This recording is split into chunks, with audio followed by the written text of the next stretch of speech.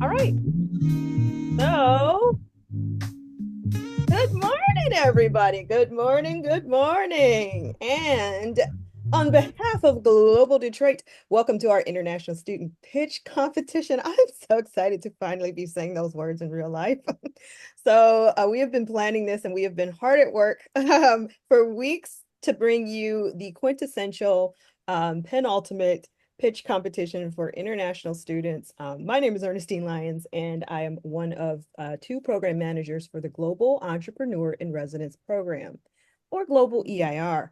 We use a lot of acronyms here at Global Detroit, so you'll hear us say Global EIR. That's the Global Entrepreneur in Residence program. This is a program here at Global Detroit, and I run this alongside my colleague Drew Johnson. A wave, Drew, over in West Michigan, and our senior director, Dr. Ted Jones. If you can wave. And we're thrilled to be bringing this event to life today for you. Okay, and so with today's events, there is a celebration of innovation, a global talent, and entrepreneur. And and Hello?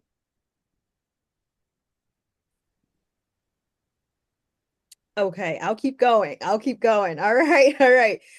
Today's event is a celebration of global innovation, global talent, entrepreneurial spirit across the state of Michigan. And so we're honored to have not only all of you here.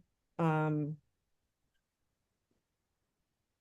okay, there was a request coming through. So not only are we excited to have you all here, but we're honored to have you join as five incredible international students pitch their startups to a panel of expert judges. We're going to introduce everybody in just a minute. Before we begin, though, we really want to offer a heartfelt thank you to our sponsors who make all of this possible.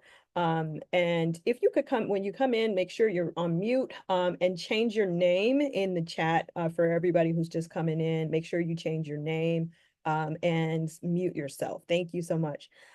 We want to offer that thank you to everybody because we're here today because of their generous support for the Global Entrepreneur in Residence program here at Global Detroit.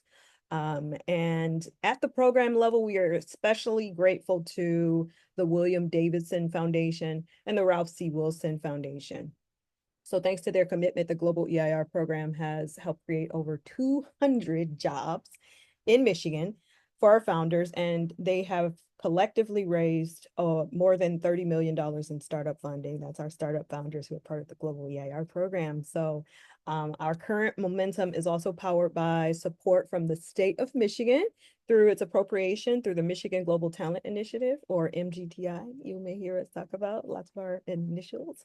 And for this, we like to extend our thanks to the Michigan Legislature, Governor Gretchen Whitmer, Lieutenant Governor Garland Gilchrist, and the Office of Global Michigan. So if any of our sponsor representatives are in the audience today, please wave, put up a virtual hand and wave, because we're definitely grateful for your vision and your support.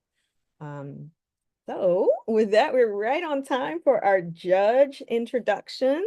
If we can, just have our judges wave. Of course, you're going to be spotlighted too. I'm going to go ahead and say, we have a powerhouse group of startup leaders and investors, innovation experts, and each of them bring invaluable insights to today's competition. So we have first Max Von Wells, an entrepreneur in residence here at Global Detroit and co-founder of Life Magnetics, blending startup growth, venture capital, and sustainability. And we have Monica Wheat, executive director for Venture Catalyst, a nationally recognized investor and ecosystem builder with deep roots in inclusive innovation. Pete Martin, all right, director at MSU Research Foundation and supporting early stage ventures through the Michigan Rise and Red Cedar Ventures with expertise in SaaS and accelerator strategy. And then last but not least, Igor Foley, an AI and robotics entrepreneur and a global EIR fellow, developing next-gen AI tools for construction and a Techstars alum with a global startup experience. So we're honored to have each of you here today. And thank you so much for sharing the expertise with our founders. And I just want to pause there. We have all of our judges. We have everybody here. All right. And Peace then, here. I haven't seen Monica. okay. All right. Well, we are gonna just ping her and see if we can make sure that everybody is here. And then also I'm gonna everybody that's in as Ernestine Lyons, please change your name in the chat there, not in the chat, but change your name in the YouTube description. Geez, YouTube. We were just talking about YouTube. So in the Zoom description, there's an ability to change the name. So you can do that when you click on the video, or there should be an option like under participants. You should be able to hover over more, and then there should be a drop down option for rename. So we love to, know who's here in the room. Okay. With that, while we're making sure that everybody is here, do we have our managing director, Dr. Elena Jackson? We would like to have, we would have loved to have Steve Tabachman, our executive director, and Elena Jackson, our managing director, to say a few words, but they may join us a little bit later, and then we will offer a moment for them to say a few words and acknowledge just the world of global EIR, what Global Detroit does, and to share a little bit more about who we are and what we do. So with that, I'm just going to skip ahead and go into, just acknowledging our judges and the pitches and the founders who are here to pitch today. And so we'll go ahead and shift that focus to our startup founders and jump right into that. Okay. All right, I'm just gonna pause there. How are we doing to the rest of the Global Detroit crew? Everybody is good. Everybody's locked and loaded. Okay. Ready to go. As you can tell, I'm excited. All right. So before we begin the pitches, I really want to take a moment to acknowledge just how impressed and inspired we are by the quality of applicants that we receive for the competition. We heard from international student founders across the state of Michigan at different universities with compelling ideas and a strong drive to build something really meaningful. And the caliber of submissions really made us it made us kind of like, this is so difficult. And we were really trying to figure out how to make our choices. And so this really speaks volumes to the talent and ambition within Michigan's international student community. And we're proud um, to and humbled by the caliber of our applicants. So we are also proud to say that our 5 finalists represent a powerful cross-section of this creativity. And so we're honored to share their work with you today. Without further ado, here is today's finalist lineup in order of appearance. So we have Catherine Agbonkina, founder of SBBS from Nigeria, and at Trine University is where she studies. SBBS is a clean air technology startup focused on developing a device that improves air quality for healthier living. And then we have Sayeda Jabeen, founder of NeuroNest from India, also from Trine University. NeuroNest is dedicated to supporting neurodivergent children through innovative tools and experiences. And then Manhohar Achar, founder of Seek from the University of Michigan-Dearborn. Seek is an AI-driven therapeutic platform focused on personalization and mental health support. And then Chao Lin, founder of Orchestrate XR from Taiwan. And he's also from the University of Michigan. Orchestrate XR offers an extended reality platform designed to support teachers through immersive and interactive learning tools. All right. And then last but not least, we have Miriam Bakala, founder of Sakina, and she's from the University of Michigan Flint. Sakina is an AI-powered roommate matching tool, and it's a platform designed to improve student housing compatibility. All right. Each of our founders will have 3 to 4 minutes to pitch. If you wrap up early, feel free to just cede your time, followed by a minute of Q&A with our judges. And of note, we also want to take this time and make this as interactive as possible. So we're inviting questions in the chat from the audience. And then we may, if we have time, take an audience question in real life. So our colleagues Drew and Natalie will be working on keeping an eye on the chat, and any question that surfaces will be sent to us. And then time permitting, we'll go ahead and select that question to ask of the founders. So, all right, I'm going to pause there and make sure we have, how are we doing with our judges? Do we have? Good to go. Everyone's here. Okay. All right, awesome. Thank you. Thank you so much. We're so excited to have you all here. Okay, so first off is going to be pitch number one, Catherine Agbonkina of SBBS at Trine University. And the clean air technology startup focus on developing a device that improves air quality through healthier living. Catherine, the screen is yours. And there you are. You have the timer. It's going to go up. You'll be able to see that in the screen here. And then you'll hear music when your time has elapsed. Okay. And then we'll also monitor that chat. Before we begin, I also want to say that we will be doing a audience choice for, you get to vote for your favorite as well as judging. So go ahead, Catherine, there you are. Can everyone see and hear me okay? We cannot see you. Oh, I can't. No, we can see your deck. You're good. Yes, now we can see you. There we go. All right, I'll go ahead and get started. Hi, everyone. Good morning. My name is Catherine, and I'm excited to introduce to you today SBSS. This is our smart bioaerosol surveillance system that is built to make invisible threats in our air visible and actionable.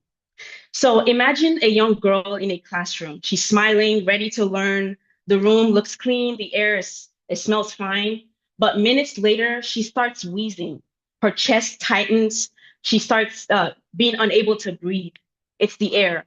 You see, the air is filled with bioaerosols such as mold, allergens, and pollutants. And you can't see them, neither could she. But someone with asthma like her can find this life-threatening. This doesn't just happen in schools. It happens in hospitals, farms, homes, and the offices every day. And yet the air that we breathe is still largely unmonitored and misunderstood. So most of the air monitoring tools that we have today are slow, reactive, and just sometimes absent.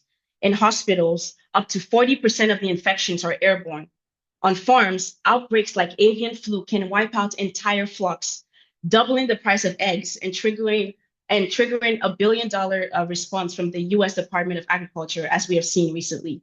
So we need a better way to understand our air before it harms us. That's why we're building SBSS. Unlike traditional tools, SBSS is fast, proactive, and it tells the full story.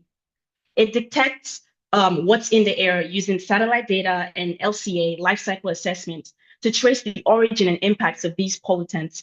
And that insight is sent directly to you on your phone or your dashboard. And this is not just a warning, but it gives you guidance on how to act. When it comes to the market opportunity, we're really starting with 3 high-need markets: hospitals, farms, and public health agencies. We've already interviewed over 50 professionals in this space, and this is what they're all saying. They don't just want alerts. They want to know what is happening and what they can do about it. So we've already identified over 10 early adopters, including individuals with these conditions and professionals in these industries who are ready to test our device, or even better, they're willing to pay. So how does SBSS work? Air enters into the device, and then a smart substrate traps the particles, after which an AI-powered imaging system analyzes them in real time. SBSS then runs a life cycle assessment enhanced with satellite data to identify what the pollutant is, where it likely comes from, and how to respond to it. The air is then filtered and released, and the results are sent to your dashboard on your mobile phone instantly. So when it comes to our business model, we are still at the concept or idea phase of this, but we see this business model having direct sales to the hospitals and the farms and the agencies, and also having an insurance model that really helps us to be a risk tool for high-risk workspaces. So who are we and what do we want? I work with a team of engineers and scientists with deep expertise in AI, biosensing, and environmental health. And what we're looking for currently is funding, mentorship, and pilot partners to really help us build and test our prototype.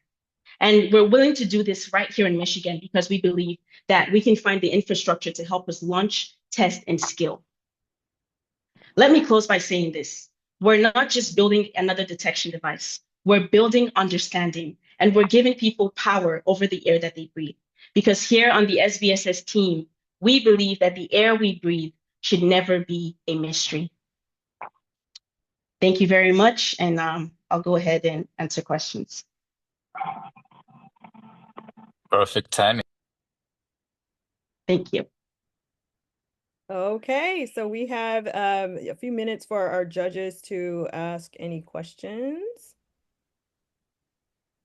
I'm just going to jump in. Sorry, how far along are you guys? Like, what have you built this product, or are you just getting started?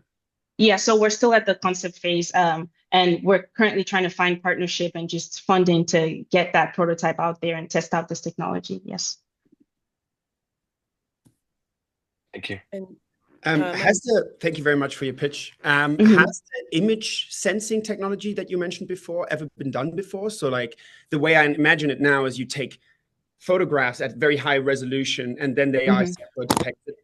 So like my question is this an engineering project where you have to like build this product, or is this a science project where you have to first figure out whether you can use images at such resolutions to identify these pathogens or aerosols?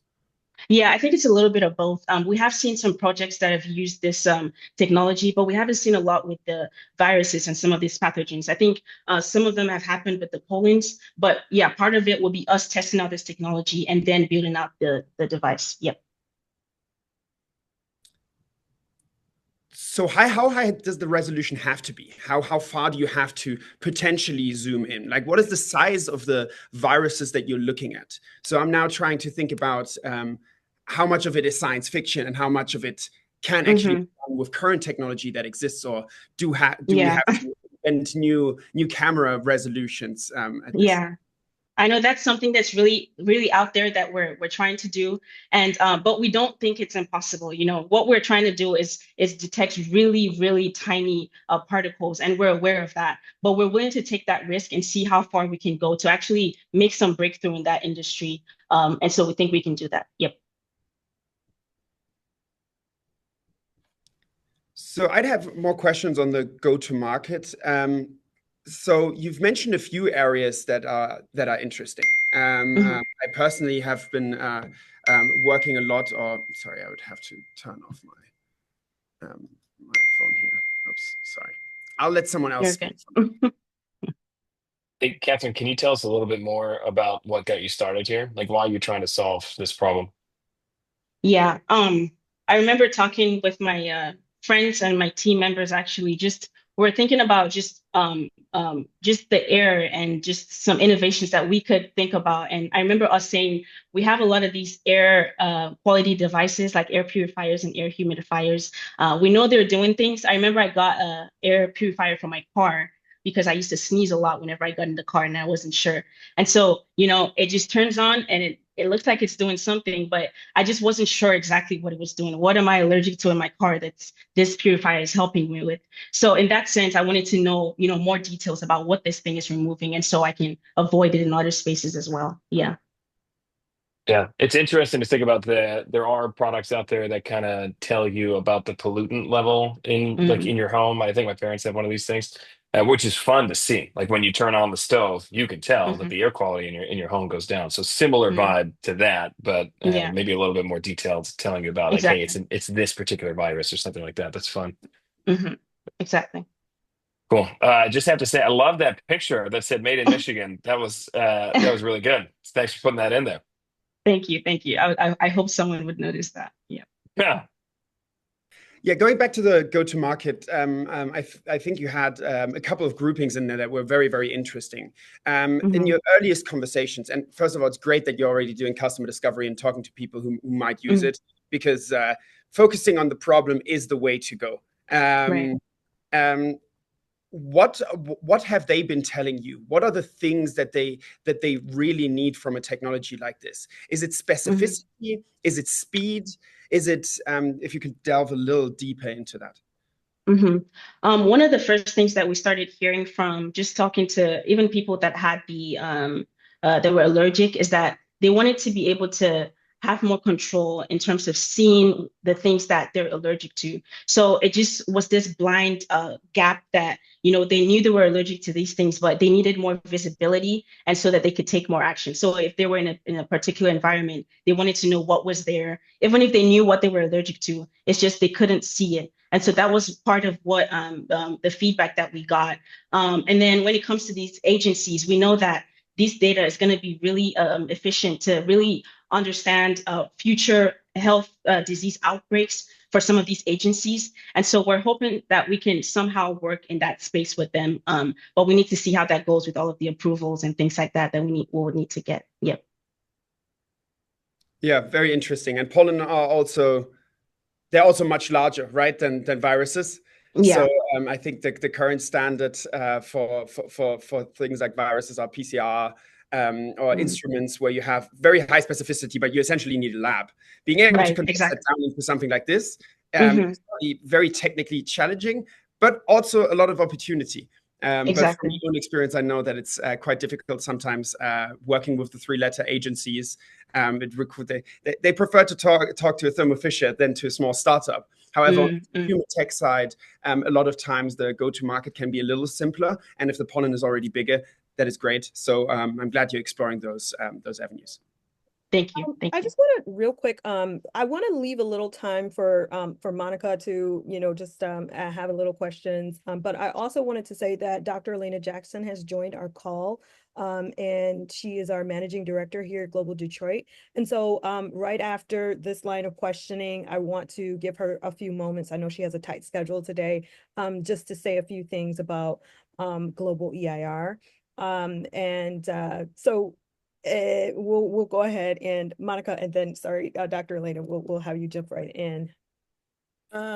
Really quick, really good question so far. I think I'm just taking it a step further with the market for understanding who would buy this. Like, it's great to know and to have that detail about what's in the air, especially someone like me or people who have a lot of allergies and things like that. But like, what is the market? Is the market the people who are putting the toxins in the air so that they can say, no, we're only 20%, and or in this area we're only 30%? Or is the market the person who just wants to know and wants to pay for that as a subscription, that kind of thing? So the person who just wants to know is definitely part of the market, but we're also looking at these facilities that have part of their air quality monitoring reporting to do.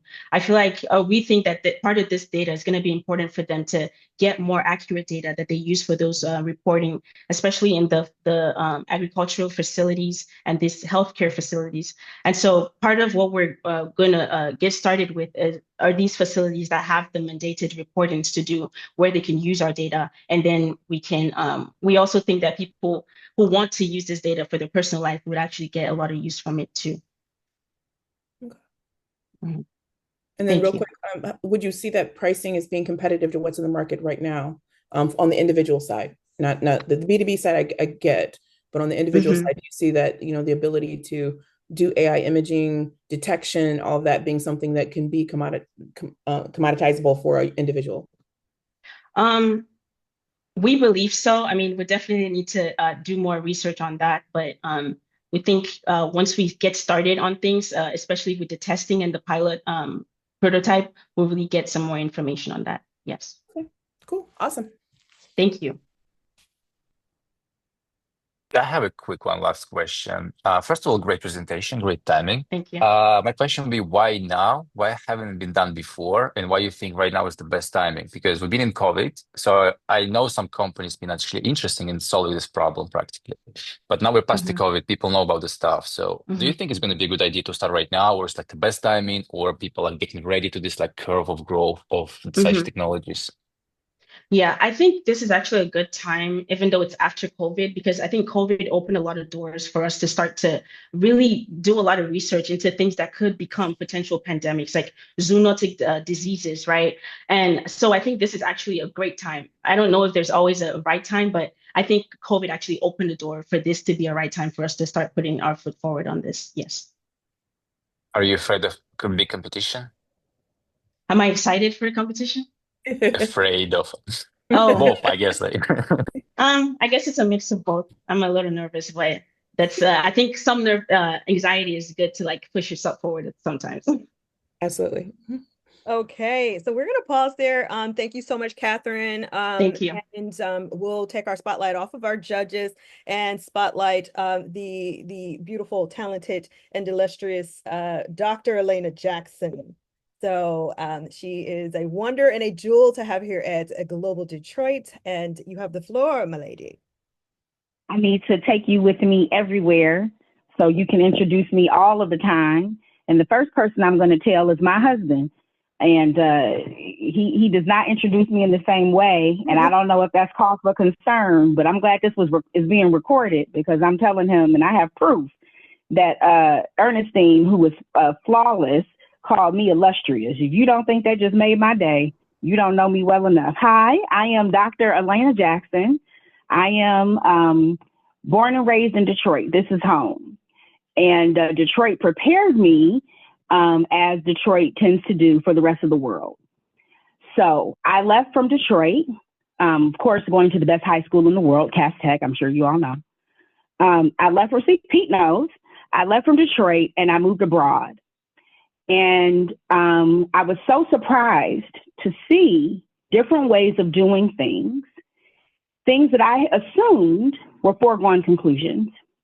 So I saw in Germany what inclusive healthcare systems could look like. I saw in Costa Rica what inclusive education systems could look like. I went to Mexico, this place that I'd always been told was this poor and impoverished country, and found out 1 in 2 adults owns a home in Mexico. Teachers can afford to buy homes, even in the big cities, because of the programs set up and the systems put in place. What I learned, in addition to learning that it's really fun to be single in Rio de Janeiro, was that these systems were created, and therefore these systems can be changed and can be dismantled. And what I learned is that how we do things does not have to be a foregone conclusion.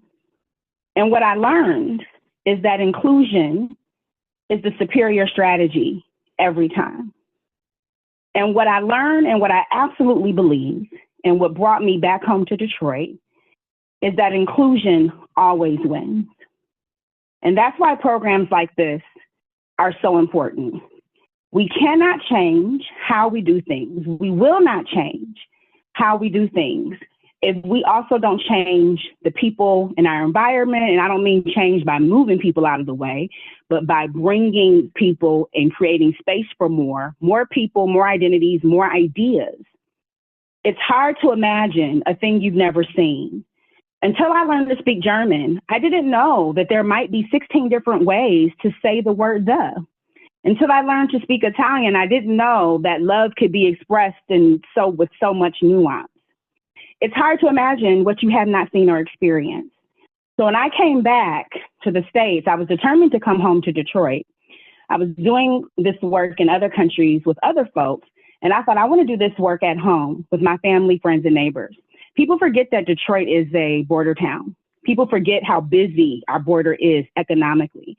People forget how important the foreign market is to our regional and statewide economy. This program doesn't just bring diversity of people and ideas into Michigan, it diversifies our funding streams. It strengthens our regional and statewide economies. This program is so important. everybody on this call is so important. You are important to your family and your loved ones, but you are important to Detroit and to the state of Michigan. And we need to grow programs like this. We need to invest in folks like you. We need to create space that you feel welcome and that you know that we want you here and we want to explore your ideas and we want to get to know you. And so I'm so happy for today and the great work that our team has done to make today happen. I'm so happy I even got to hear a portion of one of the pitches. I didn't think I'd get to see or hear any of that, and I'm so impressed. And it makes me, once again, really proud to say I'm a Detroiter and that I'm from here and that we're doing this kind of work and that we are creating space where we can do this work together. Because once again, what I learned and what I believe in my heart is that inclusion is the superior strategy every time. Inclusion always wins. And this program is an example of that. This program is proof of that. Already, our founders who we have worked with have brought in more than $15 million of funding into Michigan. Already, 200 plus jobs have been created. Nobody can tell me that programs like this do not work. I won't believe you, and the researcher in me will ask for lots and lots of proof. This work works. So thank you to everybody who's here today. Thank you for the judges who've listened. Monica, I feel like I know you from somewhere. You look familiar. I don't know, but we should grab coffee. I'm always looking for a new good friend, and your hair is rocking. I'm loving the swish of your hair. So, you know, we got to connect. Pete, you laughing at my jokes? We got to connect. I need good people in my life. And this is a program of good people doing good things. And we don't just want to be doing well. We want to be doing well by doing good. And once again, that's what this program is. I'm so proud of Ernestine and Drew. I'm so proud of Kate, Igor and Max, the entire talent team. I love that Ruben is here. He is the stalwart team member that goes to out. He's in 15 different places at once. I can't see everybody, so I don't know if there are other team members here, but I wanted to specifically shout out those who I can see. I think I saw Shanae, because I love the fact that our team is showing up for each other. And I think it's indicative, once again, of what this program is trying to inspire. How can we show up for each other? How can we create a space that more people are welcome in? How can we strengthen this border economy in the state of Michigan?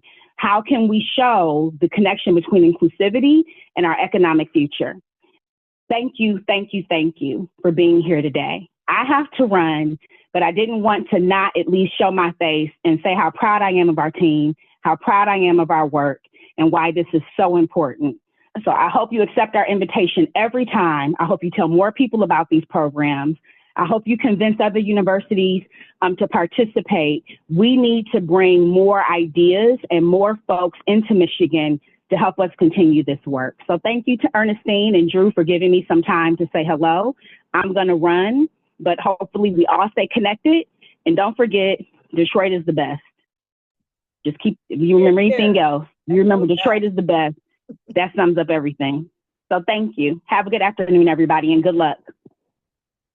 Awesome. Thank you so much. Thank you so much, Dr. Jackson. We really appreciate you coming in and making those remarks. As you all can see, Dr. Jackson is the heart of Global Detroit, and we love it when she gives speech. So without further ado, we are going to jump right in and go ahead and have our next pitch. But I just want to make sure that yes, we already introduced all of our judges, and so we'll have that. We'll also be having this recording, and we'll be sharing this with folks who are in the group. And once again, if you came in our technical issue where everyone is named Ernestine Lyons, please change your name. Under the participants, there should be a drop down under more, and then you should be able to rename yourself, so you can rename yourself if you have come in as Ernestine Lyons. So thank you so much. Okay, we will be jumping right into our next pitch. And up next is Sayeda Jabeen, founder of NeuroNest from Trine University. Thank you so much to Elena and to Catherine. The NeuroNest is a startup dedicated to supporting neurodivergent children through innovative tools and experiences. Sayeda, please go ahead. Reminder, you have 3 to 4 minutes and then 5 minutes of question and answers from our judges, and I'll have one question from each judge. And if we have time for follow-ups and audience questions, then, and yes, don't forget to drop any questions you may have in the chat. All right, Sayeda, the floor is yours. Hi, everybody. So I'm just sharing my screen. Is this visible? All right. We can, okay, now we can see it. All right. It's just loading a little bit. All right, perfect. Can I begin? Okay, All right. now you can Okay. begin. We'll start the So, time. hi everybody. I'm Sayeda Meher, the founder of NeuroNest. And if you had asked me a year ago about what my idea would be on this, I'd probably say, eventually, when I'm in my 50s, I'll start a school for neurodivergent children in some peaceful corner of the world. But then this opportunity came along, and I thought, why wait decades when the need is now? So, this is the agenda, and moving forward, the problem. In Michigan alone, 1 in 59 children is diagnosed with autism. Add in ADHD, dyslexia, specific learning disabilities, and we have tens of thousands of children who who are neurodivergent. Yet parents have almost no way to take them where they can just play, connect, and be themselves. Therapy clinics are clinical, special schools are educational, and playgrounds, they're often overwhelming. So this is an underserved market with no space for children with sensory, learning, or emotional differences to thrive. So, like, I mean, we have places for kids to, to get help, but not to just be happy. So that is the gap the NeuroNest will fill. Now, moving on to our market opportunity, we're starting in Southeast Michigan with where there are 15,000 plus families who are actively seeking support. And I aim to serve 2,000 families in year one, and it's a reachable target in a market valued at over 2.4 million annually. And parents of neurodivergent kids, they don't hesitate to invest in what helps their child. And NeuroNest is a place they've been waiting for. Now let's have a look at what NeuroNest is going to be like. So we're building 5 thoughtfully designed rooms. There's going to be a sensory soothing room for overstimulated kids, and there are movement zone for kids with ADHD, for hyperactive kids. There's going to be structured play zone, a creative expression studio, and also a therapy pod and parental lounge. So in short, it's a fun, therapeutic, and absolutely one of a kind in Michigan. Now, moving over to our business model, NeuroNest will generate revenue through $35 day passes, $125 monthly memberships, and we're going to have birthday packages ranging from $250 to $750. We're going to have STEM programs with scheduled classes, OTBT sessions, etc. Now, NeuroNest launch is built on 4 key support pillars. It's not just money, but it's mentorship, access, and shared commitment. On the financial side, we are seeking 75,000 in startup, and then we're also going to have institutional grants from State of Michigan, IDEA, and healthcare CSR funds. And on the in-kind side, we're partnering with student therapists from local universities who will volunteer, and then we're going to have referral network through schools, therapists, parent support groups, etc. Now moving to traction. I mean, this just started as an idea, but it's now in motion. I've consulted with several behavioral and occupational therapists and designed the room concepts with their needs in mind. I've outlined the funding model, the financial model, and slowly but steadily we're going to launch it. And before that, my main focus is on digital marketing. And then slowly we're going to expand it to different locations in Michigan. So a little bit about me. I am an undergrad student at Trine University, and I am really passionate about this. I've had something for neurodivergent kids in my mind since the past 3 to 4 years, and I've also gained hands-on experience through my internship at ECLI, where I assisted the general director in the digitalization of academic programs. So I gained mentorship in leadership and entrepreneurship from him. And I am a solo founder, but I'm open to partnering up with people. All right, perfect then. Thank you so much. Okay. All right, all right. Thank you so much. Okay, we'll take a little time. We'll add the spotlights of our judges, and we'll take a little time for some questions. Okay, I will jump in real quick. I love this. I love the idea. Great pitch. I love the population that you are targeting. I think I know we're going to do one question apiece and then see if we have follow-up time. So I'll try to go with coming into this. I'm a parent and I have a neurodivergent child. I'm going into a NeuroNest space. Is my goal to already know what kind of room of the 5 rooms that I want my child to be in? Am I self-selecting into those rooms? And what is my goal of going and participating? Because I think that would affect how much I would spend. So my plan is that every child will have access to all of the rooms, and in each room we'll have 2 to 3 staff who will be trained for that. So suppose a kid has ADHD, all right, and he's super hyperactive, but he wants to go into a sensory room. So that's completely fine. He will be monitored. Parents can go in with them as well, or they can sit in the lounge, and there's going to be a couple of people monitoring them, keeping an eye on them, helping them. And of course, in the beginning at the front desk, we will get all the details from the parents, and we're going to have them sign a waiver, register them, and that's how it's going to go. Like we will help you throughout the process, and we will be there with you from the beginning till the end. Okay. This is its own physical space. This is not a daycare, not replacing a school. This is like an after event thing that you're going to. Okay, and then how does it scale? You're doing one physical space, or you're looking to scale it across the region, across the state, across the country? What's the idea here? So all the statistics which I've showed is for Michigan alone.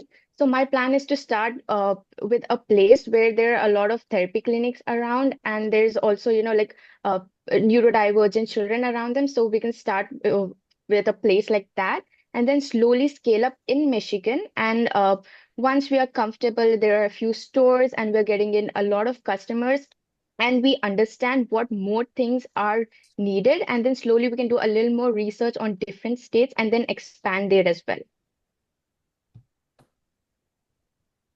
I have a quick question. In the slide business model, you put some numbers already. How did you come up with this number? That's your assumptions, or you already talked Oh, with customers and you have like the specific project. uh, so there were a few researches done already to find out how many number of neurodivergent children are present in Michigan, and the average amount that parents spend on neurodivergent kids. So all of that has been done through like the pre-research done research papers, and I've also spoken to a few behavioral therapists and parents as well. So that's how I came to a conclusion.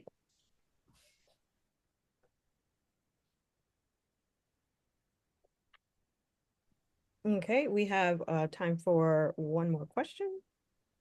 If nobody else has a question, I do. If you don't have a neurodivergent child, or you're not sure if your child is neurodivergent, like what is your thought process of of I don't know what the proper term is, the children who aren't neurodivergent coming into the space? Oh yeah, that's definitely fine. And everybody is welcome, regular kids, neurodivergent kids, and the range is from age 2 to 15. And as I've said, like when I spoke to occupational and behavioral therapists, the first question I asked them that is it safe for these many neurodivergent kids to be present at a particular place and regular kids to be there as well. So, That's my question. yeah, they said that the rooms which I've allocated, that's what they suggested. And they also said that we'll have a range of kids, and we will have a lot of staff who keep an eye on them. So because of that, it'll be completely fine. There won't be anything to worry about. And of course, parents are welcome to be with the kids if they're comfortable with that. Thank you. Thank you. Okay, if there are no other questions, then we will go ahead and jump into our next participant. Okay, thank you so much, judges. Thank you so much. Thank you. Good pitch. Good pitch. Thank you. Thank you. Okay, next we have, all right, Manhohar Achar of Seek. And thank you so much. Now let's hear from Manhohar. And Seek is an AI-driven therapeutic platform focused on providing personalized mental health support. And so, Manhohar, you are up.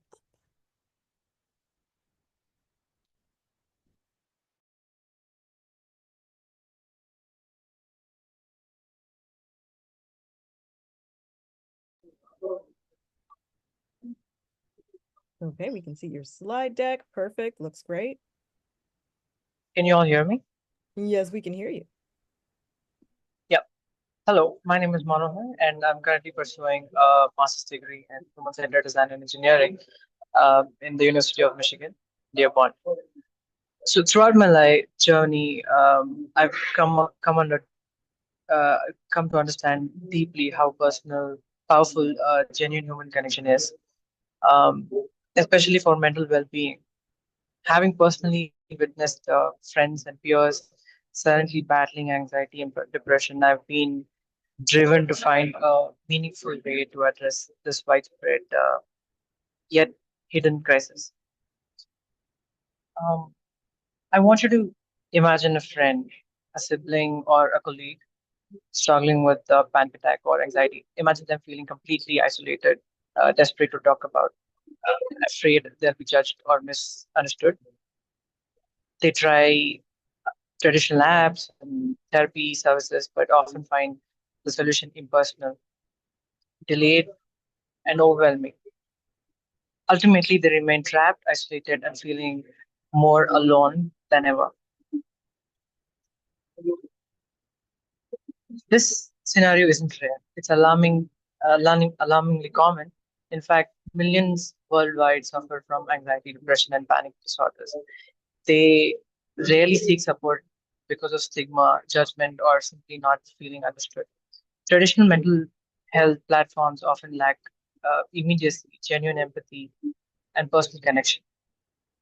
They primarily rely on text-based interactions, automated responses, or expensive professional therapy. Current peer support options uh, are anonymous, impersonal, and fail to effectively match users by shared experiences, leaving people unseen and unheard, even when surrounded by digital solutions. To solve this problem, I created Seek, an innovative peer-to-peer mental health support platform designed specifically to cultivate authentic human connections among individuals facing similar mental health struggles. Seek uniquely combines two powerful ways to support individuals. Firstly, it offers real-time voice and text support. Users can instantly connect to empathetic peers who have been precisely matched based on shared experiences like anxiety and depression. The immediate human interaction during critical moments can dramatically reduce emotional stress. Second, we provide an asynchronous forum support called Knox. Here, users post their struggles openly to the community and receive thoughtful, multiple perspective from people who genuinely understand their experiences. To prevent overwhelm, uh, our AI-driven power system summarizes these conversations, making it easier for users to digest advices. Unlike existing platforms, Seek emphasizes immediate voice-based conversations. I know there is a bit of hiccup with moderation and the vulnerable community being taken advantage of, but that is something that I'm still working on.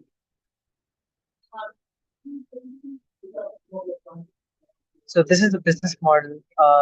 There is going to be a freemium model where users get to interact with different community members. But at the same time, there's also going to be knocks, which are going to be tied with a premium, and users will only be able to, yeah. All right, round of applause for Manhohar. Thank you so much. We'll open the floor for our judges to ask questions. and we'll go ahead and have you stop sharing your screen. Manhohar, I've got one question off the top, which I'm super curious about, and then if there's time, I'll ask another question. But what are your thoughts on the fact that like these AI platforms like ChatGPT, folks are using those as like a substitute for a therapist today, just talking to AI directly? I feel like they lack the empathetic connection, although they are uh, good at giving them options as to what can be done in those kind of scenarios, and also be like a helping hand. But at the end of the day, it lacks the touch. It's really picture perfect, while it gives you responses. And what we're looking for is the human connection. That something that is not perfect, and that is what you would want to connect with. That is what gives you that feeling of warmth, which is currently lacking in the Real quick, I just want to say next time, can you speak into your mic because we're getting a lot of background feedback, and we couldn't really hear I'm you. sorry. How about now? Thank you. Yeah. I have like probably a follow-up question to Pete's, and if you responded, I didn't really hear the response. Sorry about but like my question would be about differentiation. Is that voice support and so unique in the market? But again, as Pete said, we have like ChatGPT with whom we can talk. I mean, what's their differentiation? How can you differentiate from other startups? Especially because I think like it started a problem originally during COVID when people been sad being alone, and they started already developing these models. Now you have voice support, but how is it your differentiation, and why other company cannot say, oh, there's a problem, we can actually do the same because we have ChatGPT voice? So what's going to be the competitive edge? So this is not going to be a support that is traditionally driven from AI. So when people send out knocks, it is going to be to the curated people who have come forward to be empathizers. They are people who have already gone through such struggles on their end, and they are available to support other individuals as well. So when you send out knocks with a certain amount of questions on your end, people of similar experiences will be able to answer you those questions. And through that discussion, it might be overwhelming for somebody who's already undergoing such struggles to find meaning and value in it for them to have some benefit out of it. So these AI-driven summarizers would take key points from it, from these discussions specifically. That is when it is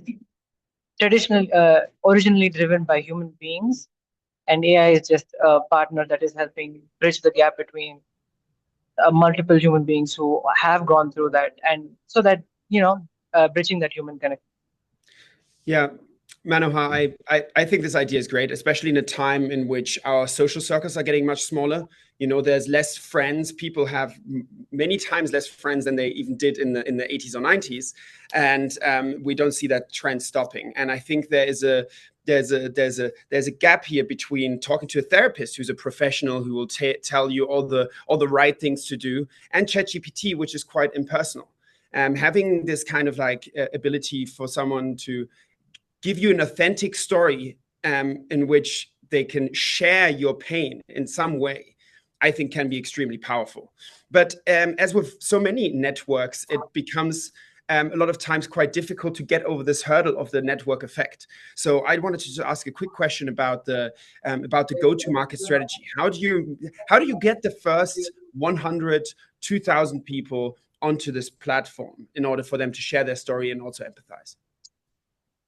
I would say universities are the first stop for this kind of application, because this is where people are undergoing a lot of such problems. And more often than not, since I'm in the university, I hear people saying, I just took this semester off because, I was dealing a lot mentally and I'm not able to concentrate on education. So I would say starting off with universities and slowly building momentum, asking peer-to-peer connection, and majorly through word of mouth. But we would also want to market and ask people to try it out. If instead of some traditional applications like BetterHelp, which people are already using, but they might not have the necessary amount to pay for it as well. So picking up with the universities and slowly going into the market through word of mouth and also referrals is how I'm thinking of the market strategy. And it's very early stage, so I still have to build upon it.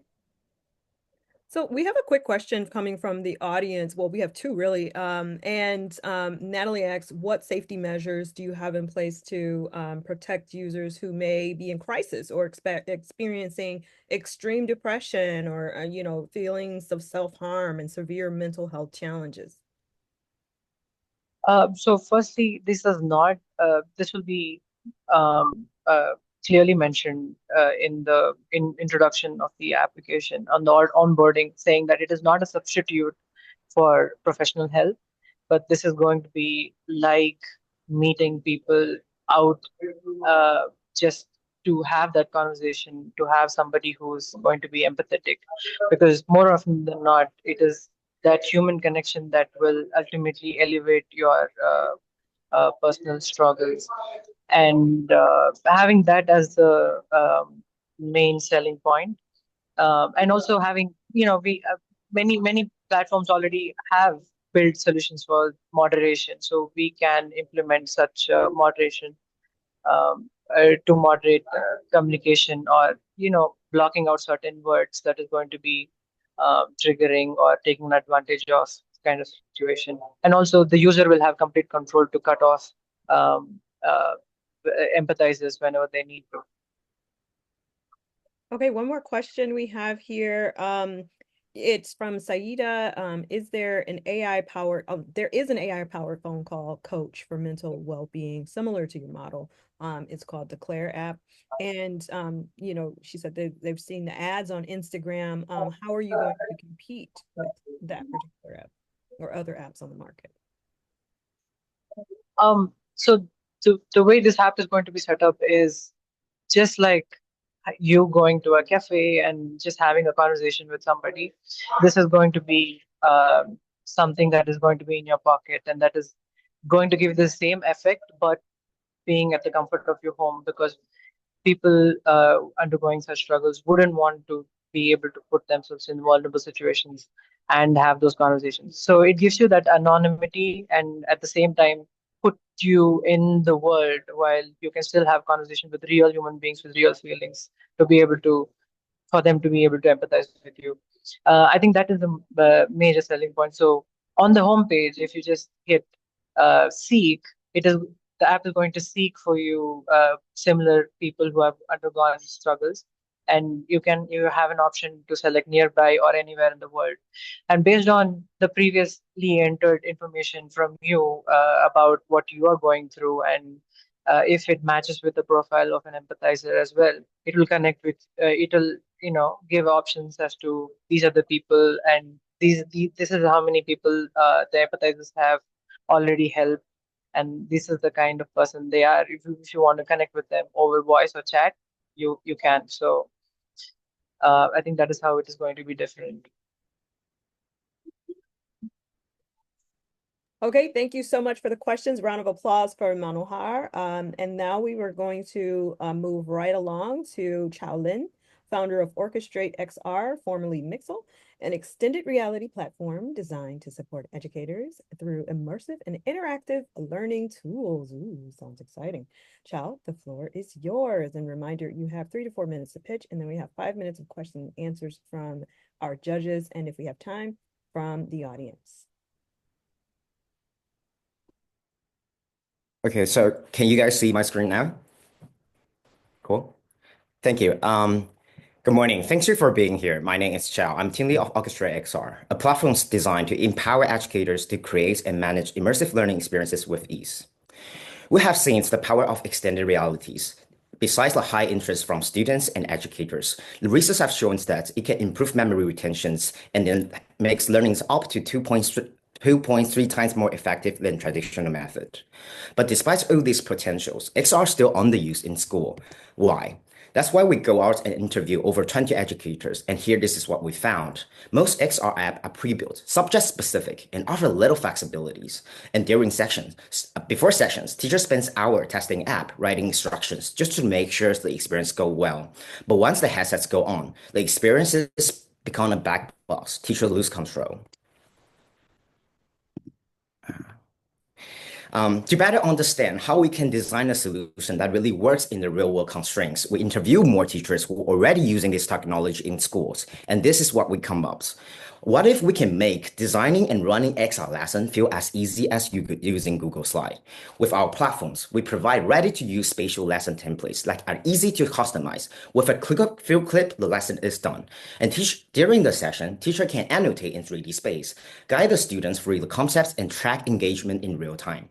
Our platform also works with cross-device integrated seamlessly with LMS systems that school already in use like Canvas. Based on their teaching goals, they can use it for a quick 10-minute demos or 20 minutes group activities. And what makes us stands apart from the current solutions is that we can reduce the lesson prep time. We can cut down technical support, and then we can maximize students' times where they are in the experiences. And most importantly, teachers can guide, monitor, and adjust the experiences in real time. We offer tiered SaaS model to meet schools where they are in their XR journey, from individual classroom pilots to a full institution rollout. We are targeting private and charter K-12 school, as well as STEM and health department in higher ed, segments that are most likely to adopt extended reality in the next 3 years. So far, we have secured $77K in non-direct funding from University of Michigan, Zaluduri Institute, and Ann Arbor's Box, and also winning multiple awards and recognitions. We have completed proof of concepts, and now we are in development with our demo-ready MVP. This coming semesters, we already line up pilots with Detroit Country Day Schools and UM School of Education. It isn't just an idea, it's a result of a year-long journey. Last year, we built a mixed reality app, coding app, and we actively bring to schools and community here in Michigan. And that journey really uncover the really challenges for these technologies to scale in the school systems. Today, we are a team of 12 members strong with a deep experts in XR, UX design, software engineering, and education. The future partnerships in Michigan, we are including formalizing innovation partnerships collaboration with UM Michigan professor, and also exploring UMCI as potential pilots and seed partners. We are asking 50K to complete our demo-ready MVP and prepare for a larger seed round. To end this, there are a lot of excitement about AI agent to replace teachers and all that. But what makes a classroom truly powerful isn't a lesson itself, it's everything happens around us. So we believe the future of education is experiential. It still happens in the physical space. It's driven by human-centered interactions. We are here to give educators and students the tools to create meaningful hands-on learning experiences together with extended reality. Thank you. All right, great job. And you look good. So we will go ahead and take some audience questions here. And I think our judges are eager to ask those questions.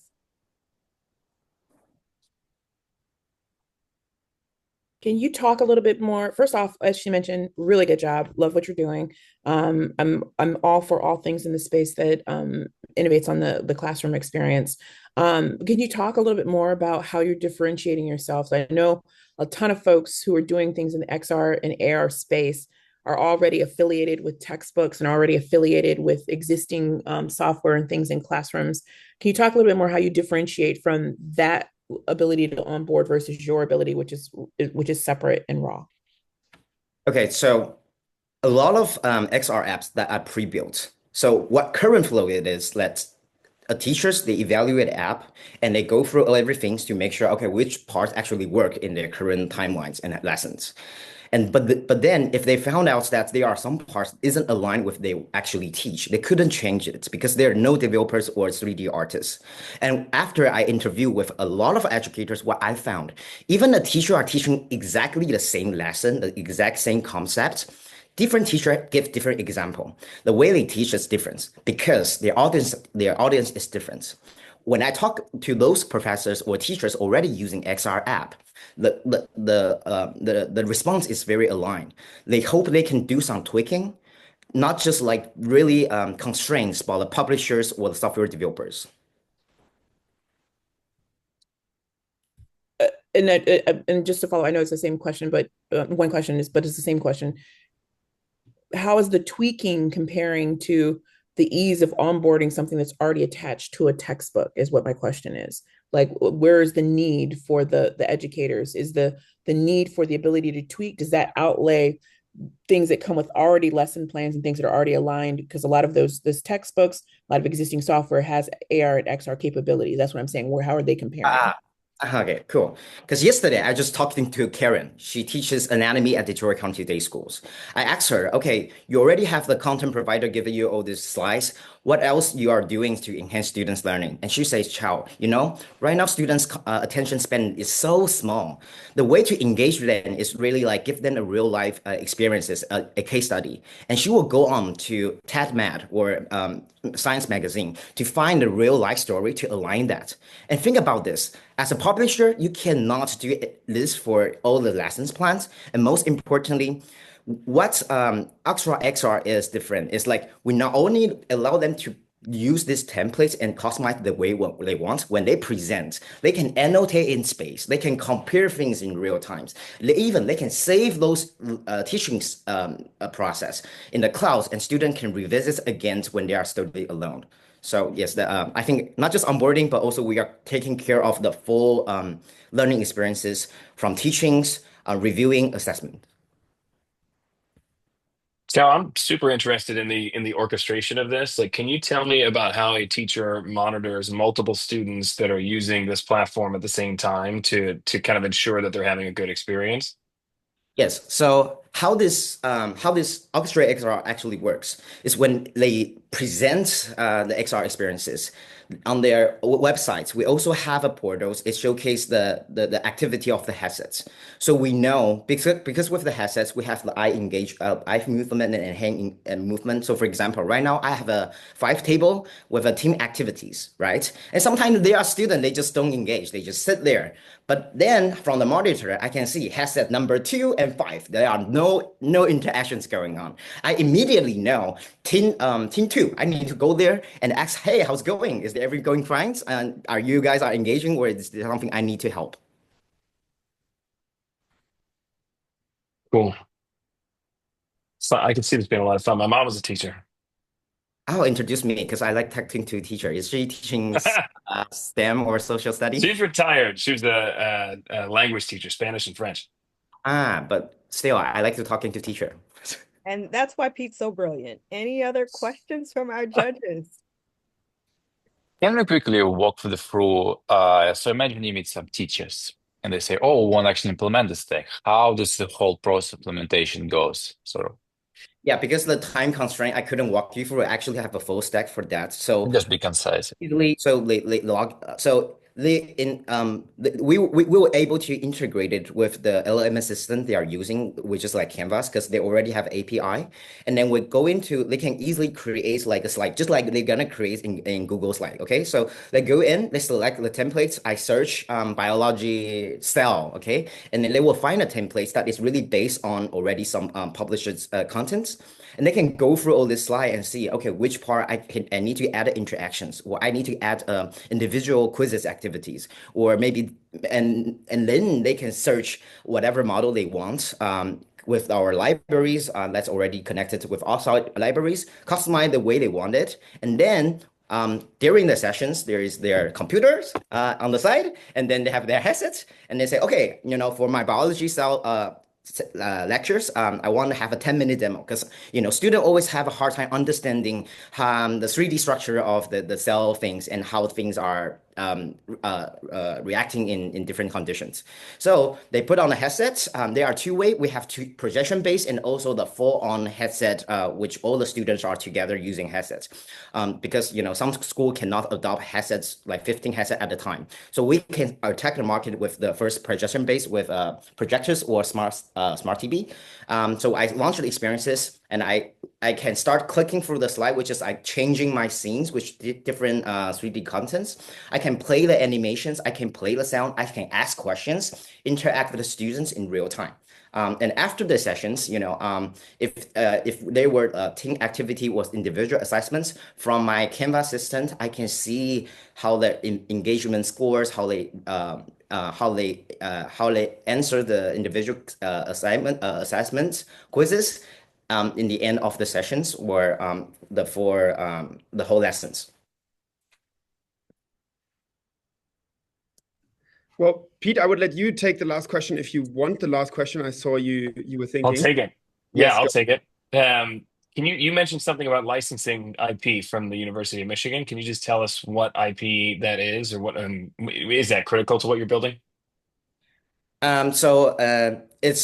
It's a program called Innovation Partnerships. Essentially, is that if there is a professor's research that have commercialized potentials, then UMs will have an interest of that.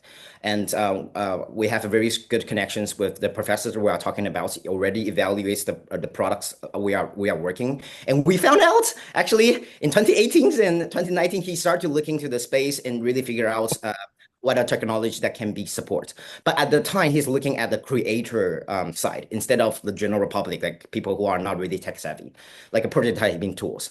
So we see that there are some, we see like there is a strong alignment and the potential we can collaborate together. So over the summers, we will involve these professors and then we will he will bring in his research backgrounds and expertise and integrate his research to our products. So that's we open up the innovation partnership programs and also help the University of Michigan to help us go through the licensing process. That's the plan. Cool. Fun. Very fun.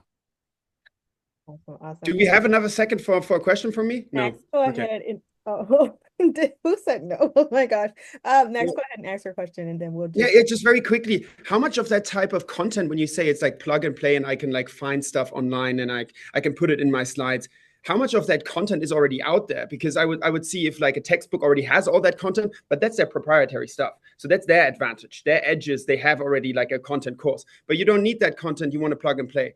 So where do they get that content from? Is there enough out there, or would you sometimes maybe be a cat and mouse situation where you create the tools, but there's not enough content? So there are already a lot of content publishers here in United States. They sell their content to the schools and they use those. So our strategy is actually partnered up with those content providers. They know exactly the lesson plans. They know exactly the learning objective. So by partnering with them, we don't have to create content ourselves. But then we are bringing those 2D experiences, text-heavy things, to change that into the XR templates that can easily be later customized by each individual teachers. So think about when we are talking to the schools, they're already selling the content to the school. They can say, hey, Detroit County State School, would you like to pay us this extra money to have the XR experience available at your school? So this is the strategy partnerships we are thinking of, and then how the content's gonna come. Because we know we're not gonna compete in this space by building more content. And also this platform is more like we empower educators as a content creators, bringing their own knowledge to make the classroom experiences more fun and experiential. Thanks. All right. Thank you. Round of applause for Chao Lin. And we are really, really excited to keep things moving here. Now, thank you. Rounding out our finalist is Miriam Bachala, founder of Sakina, an AI-powered roommate matching platform designed to improve student housing compatibility. Miriam, please begin. Hello, can you hear me? Yes. Could you see my presentation? Indeed. And do you want to introduce your friend here as well? Yeah, I'm here today with my partner in this idea. Hello, my name is Asma. I'm happy to introduce our idea, Sakina. Okay, awesome. You can go ahead and start.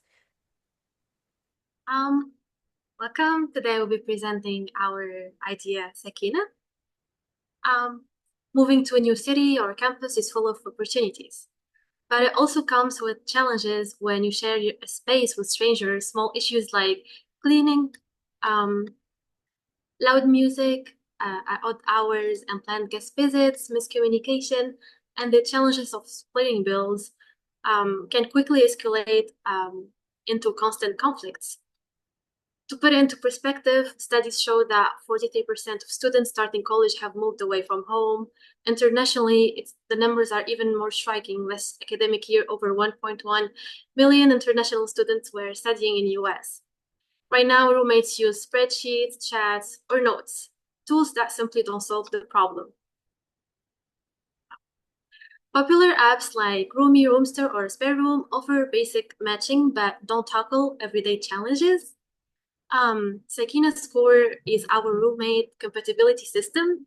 We plan to conduct through personality and life assessment to match you with someone who truly complements your way of living. Our system also has features, constructive roommate rating, and verified profiles. And verified profiles, ensuring you share your space with someone you can trust, minimizing conflicts and creating supportive home-like environment. Beyond compatibility, Sakina makes everyday shared living easier. Our platform handles bill splitting, chores management, guest approvals, and app communication, while also offering well-being check-ins, borrowing tracking, gamified rewards, borrowing tracking, and whether boost privacy settings, seamless integration, manage your home. Our model is designed for every student. For on-campus residents, we plan to partner with colleges to embed Sakina into housing packages. For those living off-campus, our freemium model provides essential features with optional premium upgrades. We think no matter where you study, Sakina ensures you are fully supported. We are still in the early stages, but we've built prototypes and gathering feedback. We recently won first place in Flint Salient Solutions competition, and we are actively trying to explore partnership with university housing programs or any housing providers for students. Who are we? We are Mariam and Asma, roommates, classmates, and master students in computer science at University of Michigan-Flint, originally from North Africa, Tunisia. As graduate students, research assistant, our work focuses on human-computer interaction and human-centered design. With a background in software development, we are not building Sakina not just from research, but from real experiences that we lived through ourselves. We experienced firsthand how stressful shared living can be when you are far from home. That's why we thought about making shared housing more supportive and less overwhelming for students like us. We are looking for mentorship in UX and product development, connections with student housing teams for potential pilot programs, and access to startup incubators to help bring Sakina to life. Our goal is super simple. Every student deserves peace and support at home, not just in the classroom. Thank you for your time. All right, thank you so much for your presentation. You can stop sharing now, and we'll move right along into our questions from the judges. We're coming in hot here. All right, Max. Yeah, quick question. Thank you for the presentation. Did you guys meet at university, or do you know each other since home?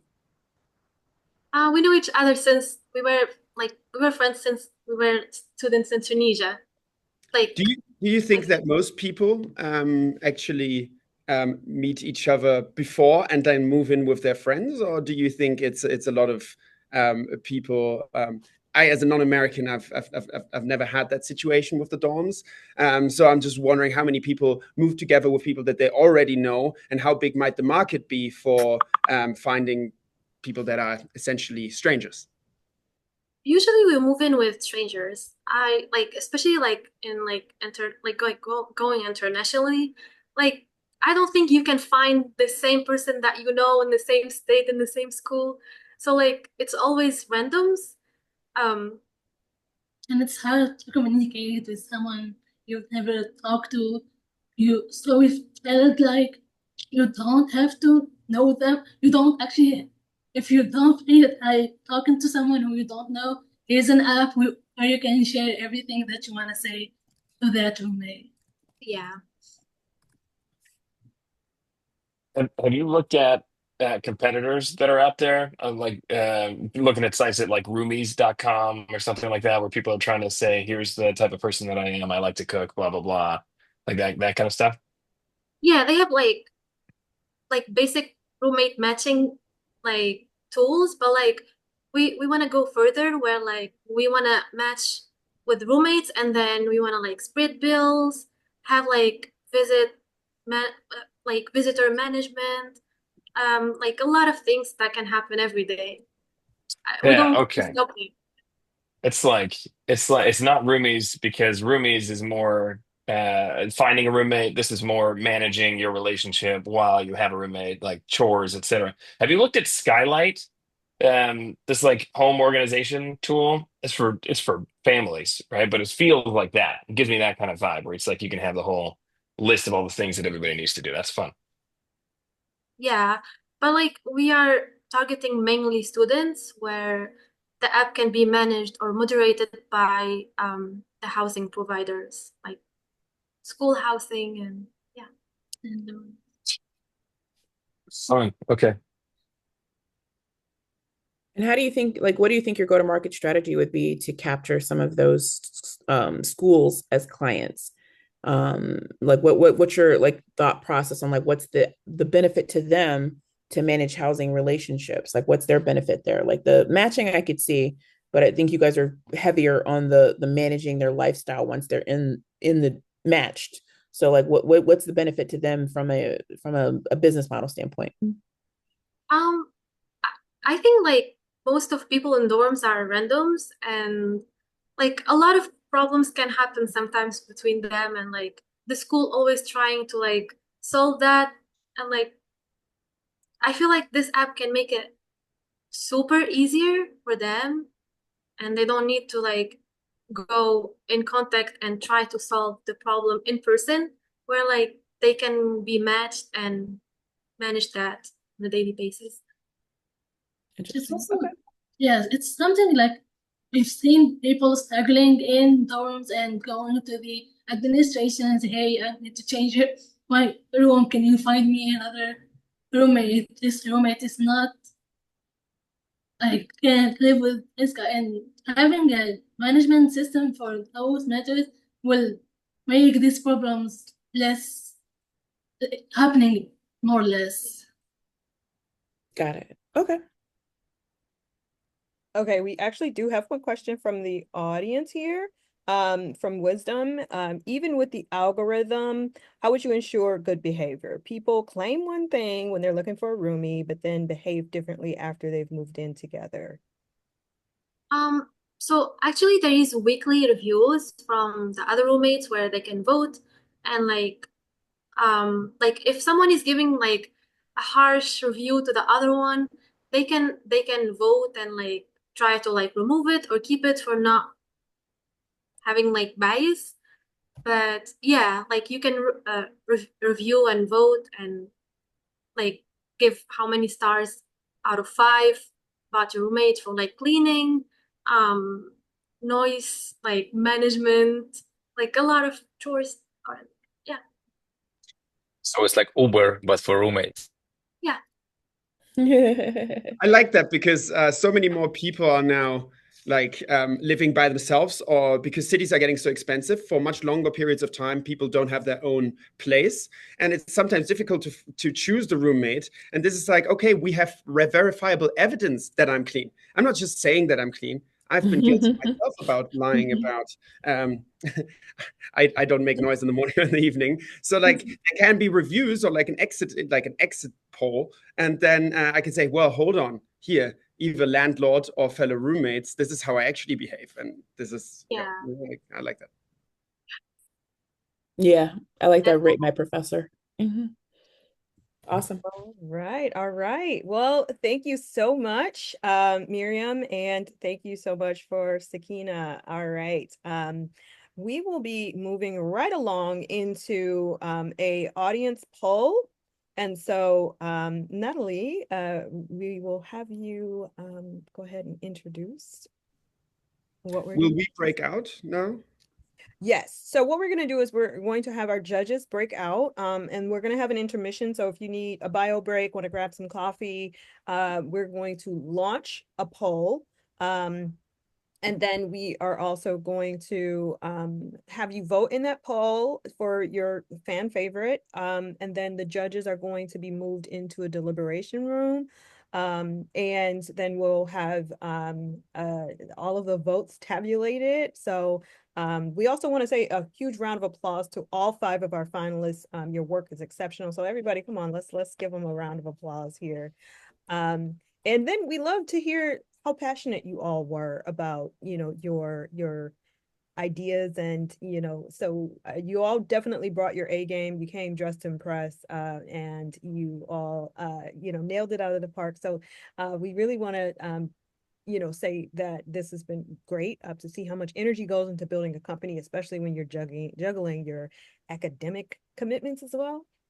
Hey, so that speaks for itself. And so we really want to thank each of you for sharing your journey with us today.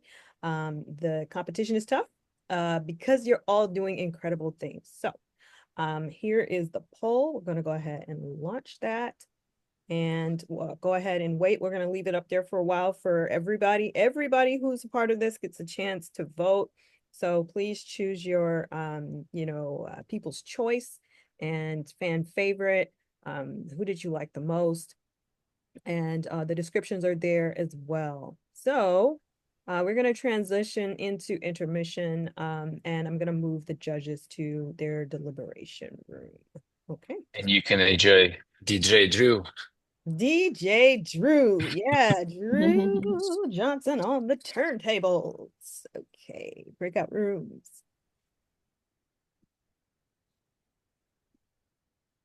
Okay, just 1 second here, everybody. Yes, at this time, feel free to go ahead and grab, water, tea. I'm a tea person. Anything you need, and judges are being moved.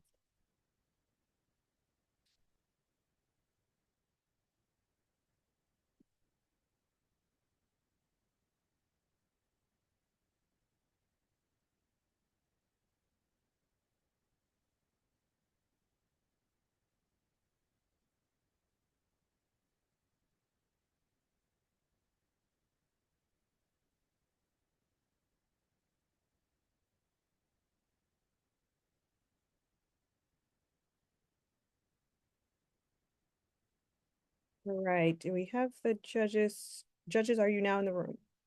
Okay, yes.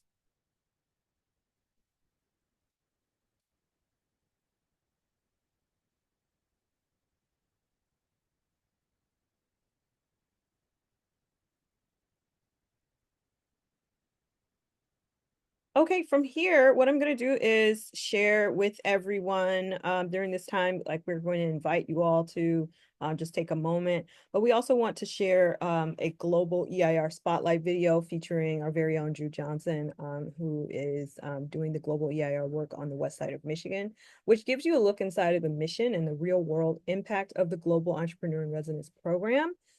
So after the video, we'll return briefly to our pre-show slide deck, welcoming the judges back to announce our winners. Fanfare. All right. At this point, let's go ahead and share the video. One moment.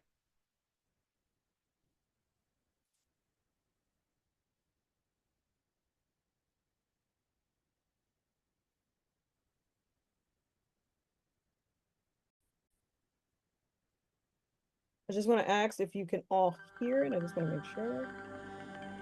Entrepreneurship is not just about starting a company. It's about solving an existing problem. A lot of these folks had an idea and they ran with it. It's pretty incredible just how devoted our startup founders are to their work. They're very bright, they're very motivated, they're very thoughtful, and really enrich any sort of ecosystem that they're a part of. Global Detroit, through our global EIR program, really we're kind of a connector when it comes to connecting founders with startup capital, industry expertise. Then we also place entrepreneurs at university partner sites. We have created these pathways through the program to help support founders that wish to stay here and create businesses here. Being an immigrant entrepreneur is challenging on different levels. Global Detroit has been the important piece of the puzzle in our startup journey. They connected me with investors, startup incubators. USAMR is a Michigan-based robotic startup. We build autonomous mobile robot solutions for our customers. For example, distribution centers, third-party logistics. When we decided to start this company, I was in India back then. The first thing that came to our mind is, how am I going to come to the US? That's when I found Global Detroit, and that's how it started. We are focused on driving immigrant inclusion through economic development through a range of programs. We leverage university partners that have robust kind of entrepreneurship programs in place or international student programs in place. The global EIR program extends throughout the state. We're in the Upper Peninsula. We're now here in West Michigan. We're in Central Michigan and in the eastern part of the state as well. If we're looking at serving our business community, the number one issue that our business community was facing and will over the next 10 years is talent. Having Global Detroit in the chamber say, here are the ways to support your international student, it now offers that university a competitive advantage over another one in the country. And now they can say, look, this is what we've done for other founders. This is what we can do for you. It's a model in which they're supporting kind of the local university ecosystem, contributing to the community, but then also running with their own entrepreneurial ideas. And these are folks that want to stay here and they want to create businesses here. Global Detroit helps bring global talent here to Michigan, which is going to help Michigan to compete with not just the states in the US, but globally. This is about prosperity. This is about economic growth. This is about making our state better by including those that are coming to learn at our colleges and universities. If you have a strong idea and then you have the determination, you can find the right support that you need to bring it to reality.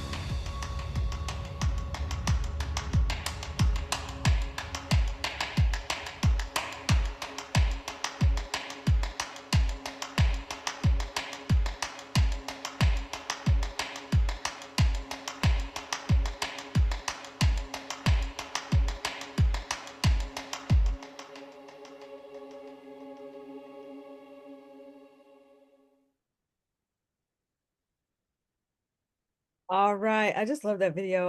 I start dancing every time just because it fills you with so much like joy and energy. And I get the goose flesh every time because it's so exciting. And we have so much great momentum here with our program.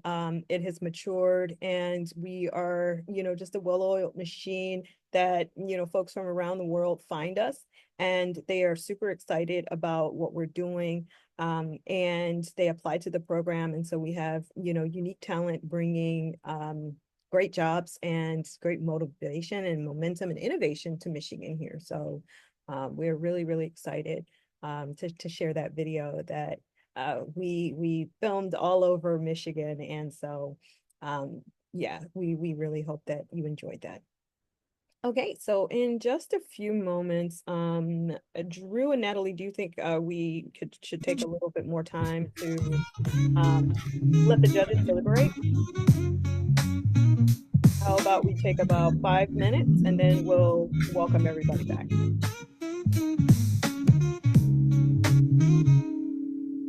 Okay, we'll do about 4 minutes. And then make sure that if you have not participated in the Global EIR pitch poll, vote for the People's Choice. We have 58% of you who have participated. This is a poll for everyone. Poll should still be up for you to vote.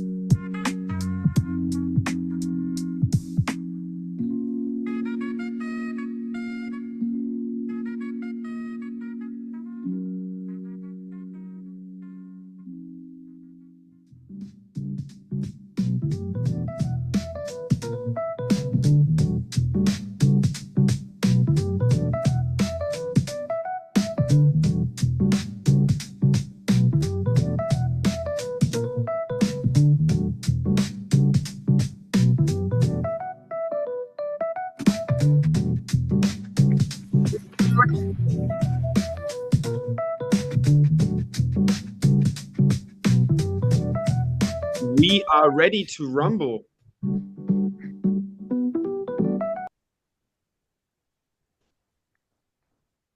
But the music's gone now.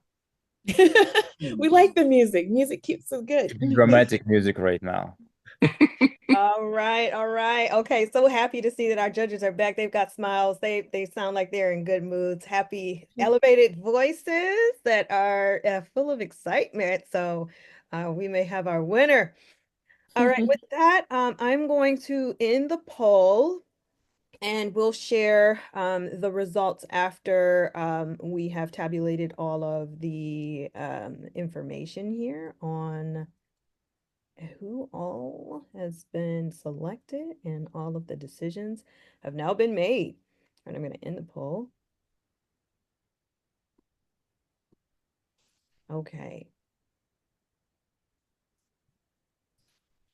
All right. So, have you all as judges deliberated and decided on how to share your feedback?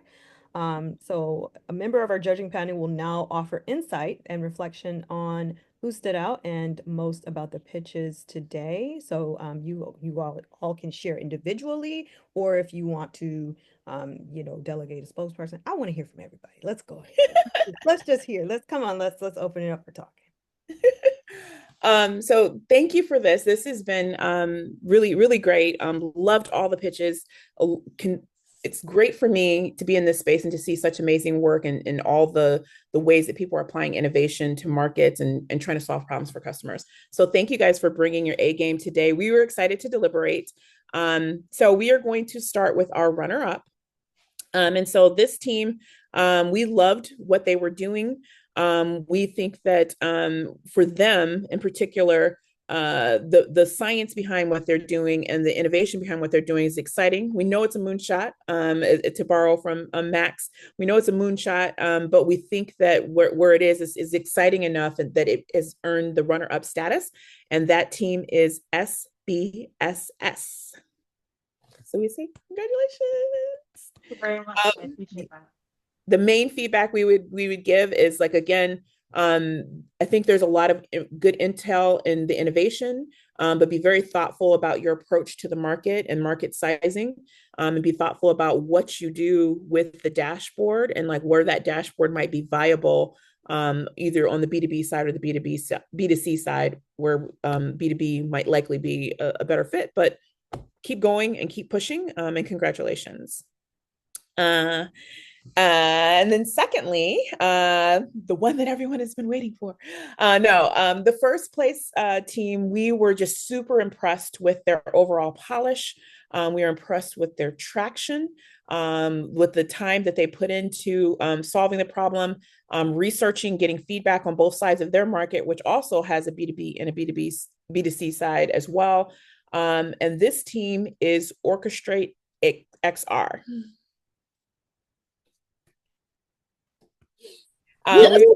Thank you. We just want to say congratulations. I think across the board, the feedback we can give is keep going, be very thoughtful about your approach, because ed tech sales can take a very long time. And just be thoughtful that textbooks and educational aids are sold in district wide in most districts. So just be thoughtful about, it doesn't make better sense to sell to textbooks and content providers solely rather than going to the schools individually, and just kind of test out both sides of the market. But we are super, super excited to see what you're doing, and we're glad to have had all of you all pitch today. And we just want to thank you all again for having put in your time and put such amazing pitches out. These are really good to see. And I think that. Okay, all right. So we have our winner, we have our runner-up, and I just want to pause here and just ask if there was anything else that I'm forgetting here as we're okay, before we announce our fan favorite. And let me see, let me just make sure that we have everything in the chat. 1 second here before I announce.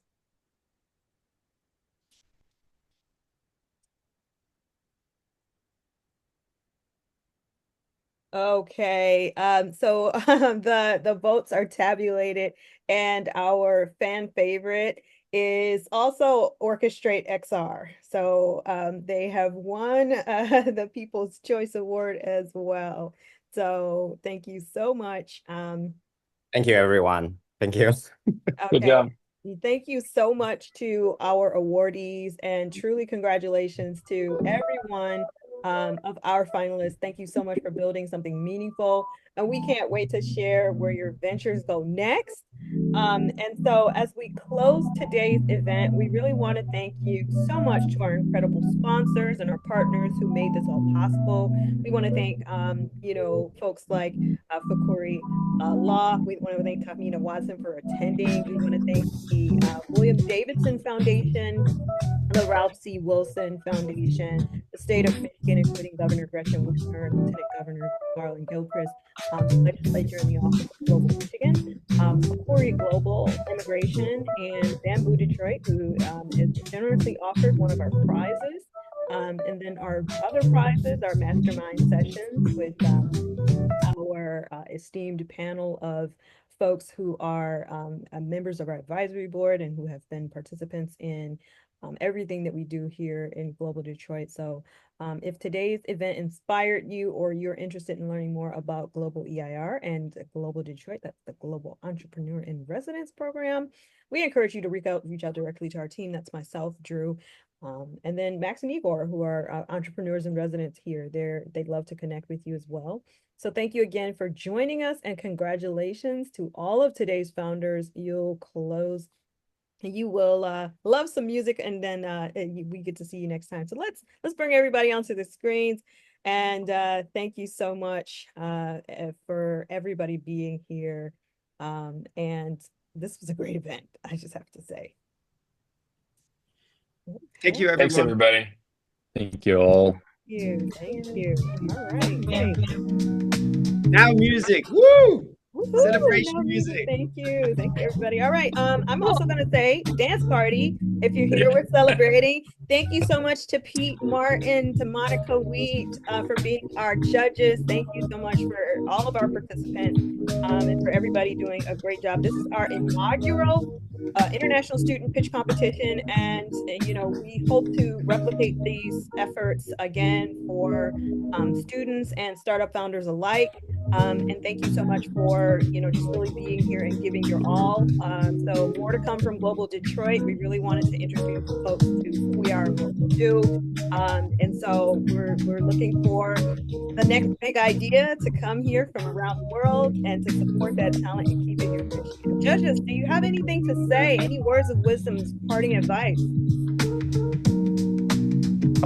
Yeah, two things. One, thank you. Seriously, thank you. It's really just fun to hear all of the pitches from great people that are building cool ideas and trying to bring new things into the world. And then just a fun fact, the state of Michigan raised more money than any other state in the Midwest last year. So build it here. Whatever it is you're building, build it here.